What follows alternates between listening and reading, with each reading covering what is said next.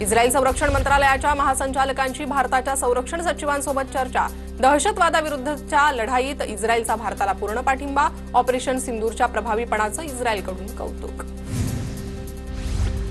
मणिपूरमध्ये चकमकीत 10 दहशतवाद्यांचा खात्मा। चांदेल जिल्ह्यातील चकमकीत आसाम रायफल्सची कारवाई, तर अद्यापही दहशतवाद विरोधी मोहीम सुरूच। शक्य असेल तितक्या लवकर पुतीन यांची भेट घ्यायची, अमेरिकेचे राष्ट्राध्यक्ष डोनाल्ड ट्रम्प यांचं वक्तव्य। गेल्या वर्षाच्या तुलनेत देशात यंदा साखर उत्पादनात 18% घट। यंदा 257.40 लाख टन साखरेचं उत्पादन। उत्तर प्रदेश आघाडीवर, महाराष्ट्र दुसऱ्या क्रमांकावर।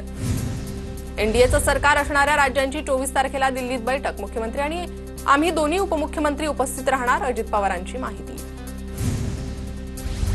महाराष्ट्रात काँग्रेस महाविकास आघाडीला सोडून जातेय, पवारांची भूमिका ही सर्वांना माहिती। महाविकास आघाडी उद्ध्वस्त होईल, हे गालबोट राऊतांमुळे लागणार। भाजप प्रदेशाध्यक्ष चंद्रशेखर बावनकुळेंची राऊतांसह मवियावर टीका।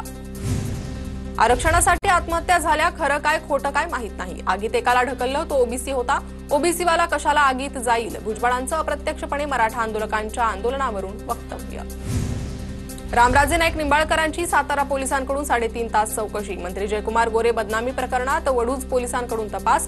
गोरेंवर आरोप करणाऱ्या महिलेसोबत निंबाळकरांची ऑडिओ क्लिप व्हायरल।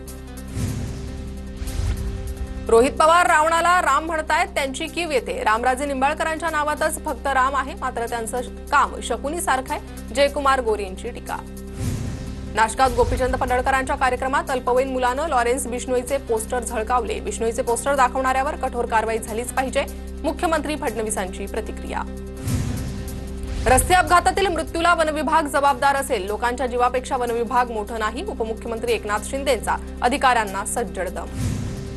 नारायण राणेंनी खासदारकीचा राजीनामा दिला पाहिजे, माजी आमदार वैभव नाईकांची मागणी। सुप्रीम कोर्टानं नारायण राणेंना दिलेल्या धक्क्यानंतर नाईकांची मागणी। नवी मुंबईत कुणीतरी जहागिरी बनवून ठेवलीये, शिंदेच्या शिवसेनेच्या विजय चौगुलेंचा गणेश नाईकांवर अप्रत्यक्षपणे निशाणा। शिंदेच्या शिवसेनेत सरपंच उपसरपंचांसह सदस्यांचा पक्षप्रवेश। पुण्यातील हवेलीतील सरपंच आणि सदस्य मिळून 50 जणांचा पक्षप्रवेश। एकनाथ शिंदेच्या उपस्थितीत पक्षप्रवेश। गणेश नाईक आणि माझ्यात वैयक्तिक वाद नाही, गणेश नाईक आणि माझा वाद फक्त कार्यकर्त्यांमुळे, आमदार मंदा म्हात्रेंचं वक्तव्य। खरीप हंगाम पूर्व बैठकीत पालकमंत्री गुलाबराव पाटलांनी अधिकाऱ्यांना झापलंय। जिल्हाधिकारी फोन उचलतात, पण महावितरणचे ऑपरेटर वायरमन फोन उचलत नाही। गुलाबराव पाटलांनी खडेबोल सुनावले। किल्ले रायगडावर साजरा होणाऱ्या शिवराज्याभिषेक सोहळ्यासाठी भरत गोगावलेंनी आढावा बैठक घेतली। 9 जून रोजी किल्ले रायगडावर तिथीनुसार शिवराज्याभिषेक सोहळा साजरा होणार। सोलापूरच्या जिल्हा नियोजन समितीच्या बैठकीत लोकप्रतिनिधींनी आरटीओ आणि पोलीस प्रशासनाच्या गैरकारभाराचा पाढा वाचला। जिल्ह्यात आरटीओ अधिकाऱ्यांकडून शेतकऱ्यांची लूट, आमदारांची तक्रार। ओटीएस अंतर्गत शेतकऱ्यांनी कर्जफेड करूनही ज्या बँकांनी पीक कर्ज दिलं नाही त्या बँकांविरोधात कायदेशीर कारवाई करण्याचे चंद्रशेखर बावनकुळेंचे निर्देश। राज्यातील वरिष्ठ आयपीएस अधिकाऱ्यांच्या बदल्या, आरती सिंह यांच्याकडे मुंबई गुप्तवार्ता विभागाची जबाबदारी। मुंबईच्या सुरक्षेसाठी गुप्तवार्ता हे नवीन पद तयार करण्यात आलं। कोल्हापूर विभागात 10वीचे गुण देताना मोठा गोंधळ। कोल्हापूर विभागातील 51,000 विद्यार्थी क्रीडा प्रकारांमधून परीक्षेत बसले होते। मध्य हार्बर आणि पश्चिम रेल्वे मार्गावर उद्या मेगा ब्लॉक। अभियांत्रिकी आणि देखभालीची कामं करण्यासाठी उद्या ब्लॉक घेण्यात येणार। मीरा भाईंदर रेल्वे स्थानकात तिकीट तपासणी मोहीम। फुकटात रेल्वे प्रवास करणाऱ्या 500 प्रवाशांना दणका। 1,70,000चा दंड वसूल।